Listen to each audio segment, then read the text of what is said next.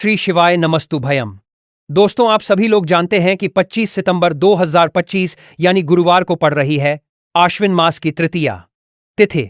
और दोस्तों, यह वह तिथि है जो आश्विन मास में पड़ने वाली सबसे बड़ी तिथि है, क्योंकि यह नवरात्रि के दिन पड़ रही है और इसका बहुत ही बड़ा और विशेष महत्व होता है।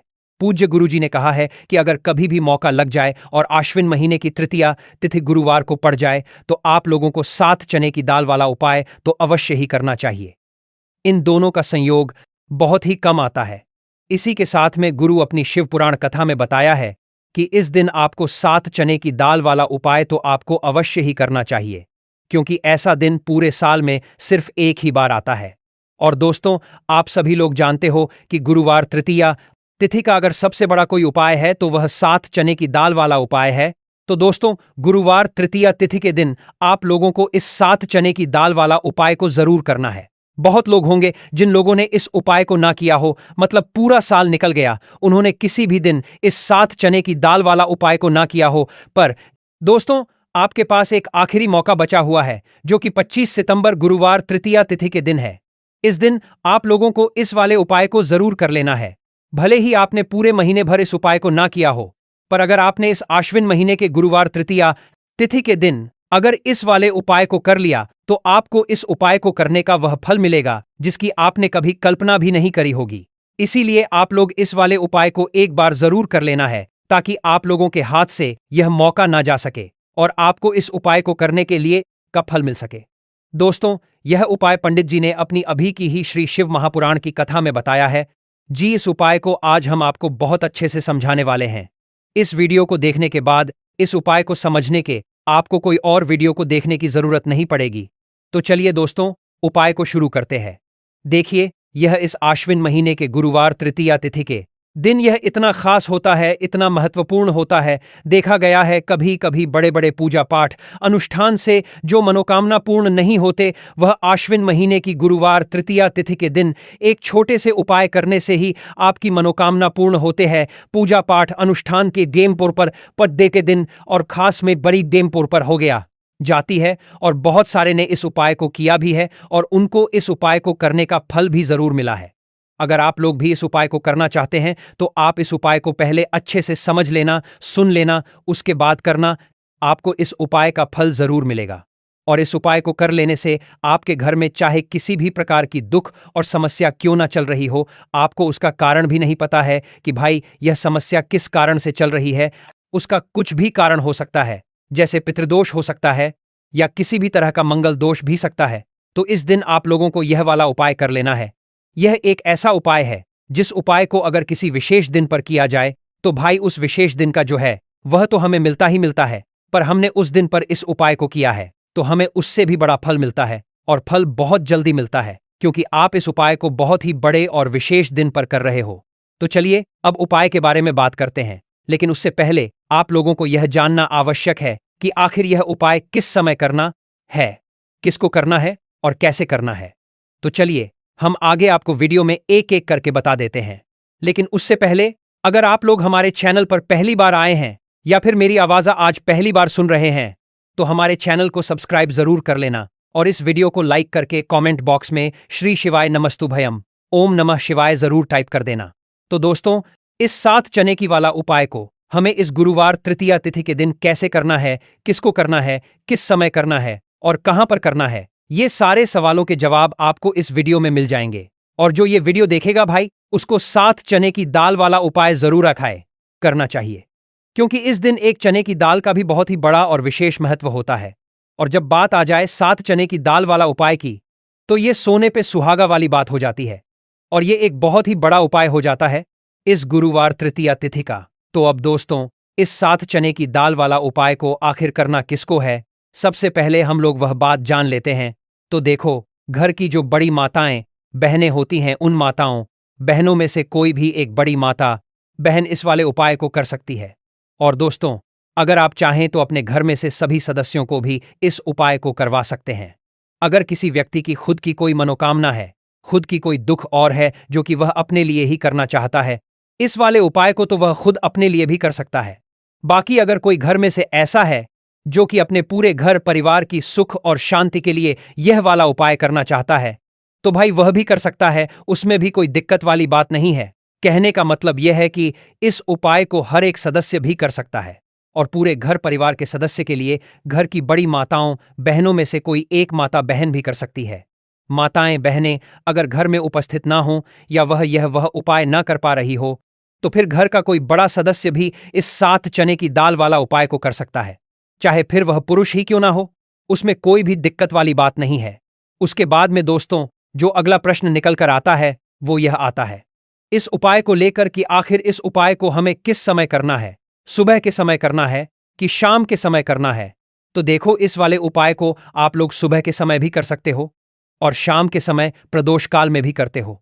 अब अगर आप पूछो कि भाई साहब, सबसे उत्तम समय कौन सा रहेगा इस 7 चने की दाल वाला उपाय को करने का, तो हम आपसे बस यही कहेंगे कि इस उपाय को आप सुबह के समय करेंगे तो ज्यादा बेहतर होगा। बाकी अगर प्रदोष काल शाम के समय भी करेंगे तो भी अच्छा होगा, उसमें कोई भी दिक्कत वाली बात नहीं है। तो अब दोस्तों, जो अगली सबसे बड़ी और महत्वपूर्ण बात आती है वह यह आती है कि सुबह अगर हम उपाय को तो हमें कितने बजे से लेकर कितने बजे तक के बीच में करना है, और शाम के समय प्रदोष काल में करेंगे तो हमें कितने बजे से लेकर कितने बजे के बीच में करना है। तो देखो, सुबह जितनी जल्दी हो सके आप उपाय को करने की कोशिश करना। बाकी अगर किसी कारणवश लेट भी हो जाओ, थोड़ी देर भी हो जाए, तो 10 या 11 बजे तक भी आप उपाय कर लेना, पर 12 बजे से ज्यादा देरी ना हो, ठीक है? इस बात का ध्यान रखना। उसके बाद दोस्तों, अगर शाम के समय प्रदोष काल की बात करें, प्रदोष काल का जो समय होता है वो शाम के 6 बजे से शुरू हो जाता है। मतलब शाम के 6 बजे से लेकर 7 बजे के बीच का जो समय होता है, यह समय प्रदोष काल का समय होता है। तो आप इस उपाय को 7 या 8 बजे के बीच में भी कर सकते हो। मतलब शाम के 6 बजे से रात 8 बजे के बीच में आप कभी भी इस वाले उपाय को कर सकते हो, उसमें कोई भी दिक्कत वाली बात नहीं। चलिए जानते हैं उस विशेष उपाय के बारे में। देखिए दोस्तों, पूज्य गुरुजी की कथा के अनुसार ही इस उपाय को आपको बहुत ही विस्तार से समझाने का प्रयास करेंगे, लेकिन उससे पहले वीडियो को लाइक करें। देखिए, इस वीडियो में हम पूज्य गुरुजी द्वारा बताए गए 3 सबसे अचूक उपायों के बारे में जानेंगे, जो आपको सिर्फ और सिर्फ गुरुवार की तृतीया की तिथि पर ही करने हैं। पूज्य गुरुजी ने बताया है कि जो भी व्यक्ति इन उपायों को कर लेता है उसके जीवन से समस्त परेशानियां दूर हो जाती हैं। तो चलिए जानते हैं गुरुजी द्वारा बताए गए पहले खास उपाय के बारे में। देखिए, गुरुजी ने बताए हैं कि गुरुवार के दिन किया जाने वाला यह उपाय सबसे सर्वश्रेष्ठ है। इस उपाय के लिए आपको मात्र एक लौटा आपको पाए गए आपके लिए करने के आपको बाधा लाख दिन अभय बाधा उपाय गए कि सभी परेशानियां हैं। शुद्ध जल लेना है। जल आपको तांबे के पात्र के अंदर लेना है। इसी के साथ में आपको मात्र एक गुड़ का टुकड़ा लेना है और इसी के साथ में आपको लेनी होगी 7 की दाल।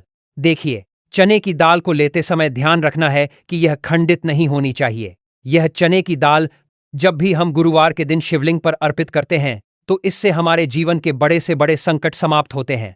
अगर हमारे हाथ में धन प्राप्ति की लकीरें नहीं हैं, अगर हमारे जीवन में दुर्भाग्य के अलावा कुछ है ही नहीं, तो गुरुजी ने कहा है कि हम इस व्यासपीठ से आपको यकीन दिलाते हैं कि गुरुवार के दिन जब भी आपकी दाल वाला यह उपाय करते हैं तो इससे महादेव आपके हाथ की लकीरों को भी परिवर्तित कर देते हैं।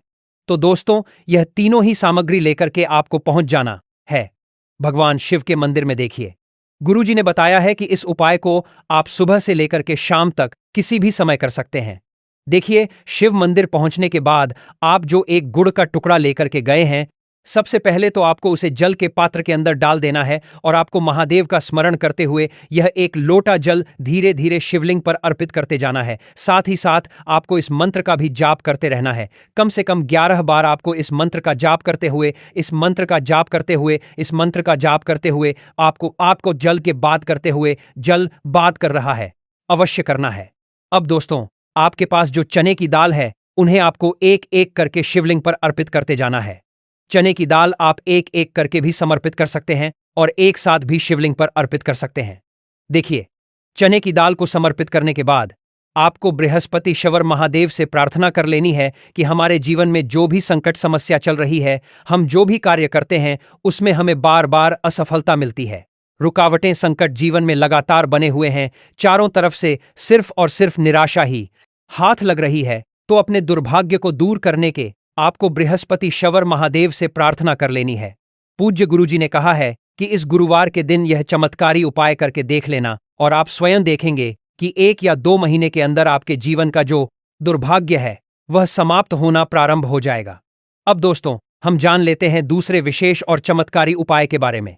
देखिए, इस उपाय के लिए आपको मात्र एक तुलसी जी की लकड़ी लेनी होगी। अगर आपके पास पहले से ही तुलसी जी की लकड़ी है तो उसका उपयोग आप कर सकते हैं, और यदि आपके घर में तुलसी जी का पौधा सूखा हुआ है तो वहां से भी आप तुलसी जी की मात्र एक लकड़ी ले सकते हैं। देखिए, इस उपाय के लिए आपको मात्र एक मिट्टी का दीपक लेना है।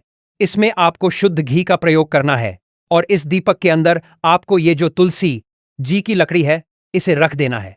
इस लकड़ी को आपको पूरा घी के अंदर डुबो देना है, चारों तरफ अच्छे से घी लगा देना है और आपको इस दीपक के अंदर इस लकड़ी को रख लेना है।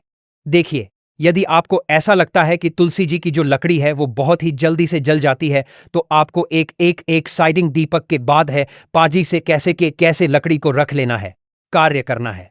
आपने जो तुलसी जी की लकड़ी ली है उस पर आपको पूरी पर अच्छे से रुई लपेट देना है, यानी कि कॉटन जो होती है उसे अच्छे से लपेट देना है, जिससे कि ये जो लकड़ी है दिखाई ही ना पड़े।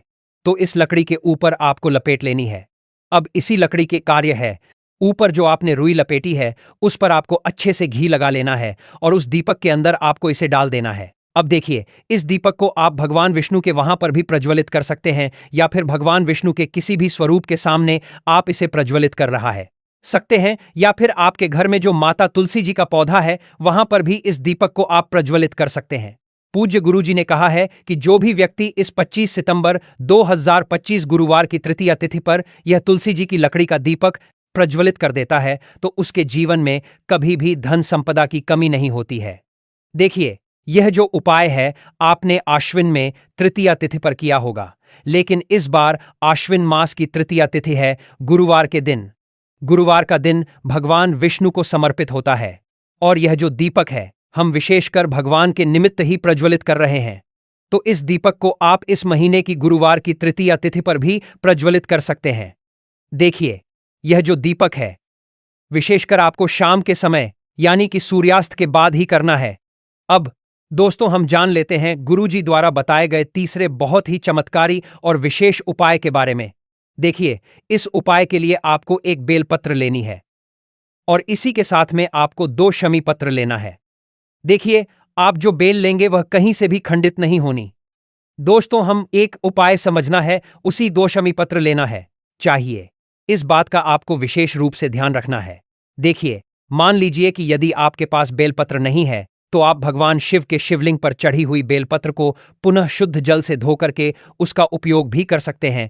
इसी के साथ में आपको मात्र थोड़ा सा लाल चंदन लेना होगा।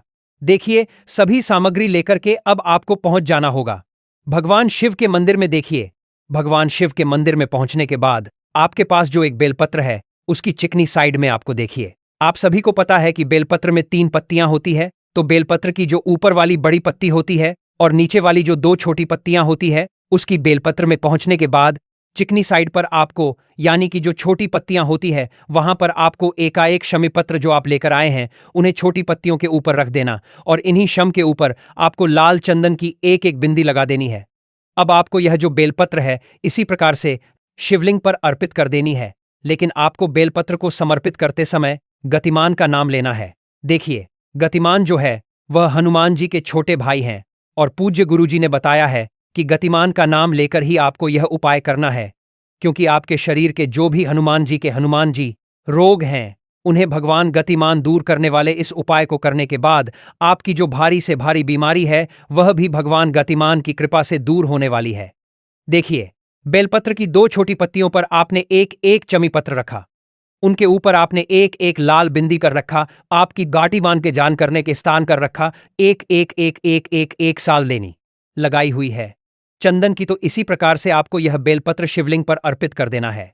भगवान गातिमान का स्मरण करते हुए, गातिमान भगवान का स्मरण करते हुए आपके शरीर में या फिर आपके घर किसी भी सदस्य के शरीर में जो भी रोग हैं उस रोग को दूर करने के जीवनादि लिए आपको भगवान से प्रार्थना कर लेनी है और फिर आपको वापस अपने घर आ जाना है। देखिए, इस उपाय के लिए गुरुजी ने कोई भी निश्चित दिन निश्चित समय नहीं बताया है, तो इस उपाय को आप किसी भी दिन कर सकते हैं। आप लगातार इस उपाय को किसी भी दिन कर सकते हैं और हफ्ते में केवल 1 दिन भी कर सकते हैं। गुरुजी ने कहा है कि यदि आपकी सा लो पुरानी बीमारी है वह भी भगवान गतिमान की कृपा से दूर हो जाएगी। तो दोस्तों, इस प्रकार से आज के इस वीडियो में हमने आपको गुरुवार की इस तृतीया तिथि पर किए जाने वाले 3 तृतीया तिथि पर बहुत ही चमत्कारी उपाय बताए हैं। जो भी आपके लिए उचित है, सरल है, उसे आप कर सकते हैं। तो दोस्तों, यह थे पूज्य गुरुजी द्वारा बताए गए कुछ बहुत ही खास उपाय। अगर आपको जानकारी अच्छी लगी हो तो वीडियो लाइक करिएगा। मिलते हैं फिर एक नए वीडियो के साथ। श्री शिवाय नमस्तु भयम।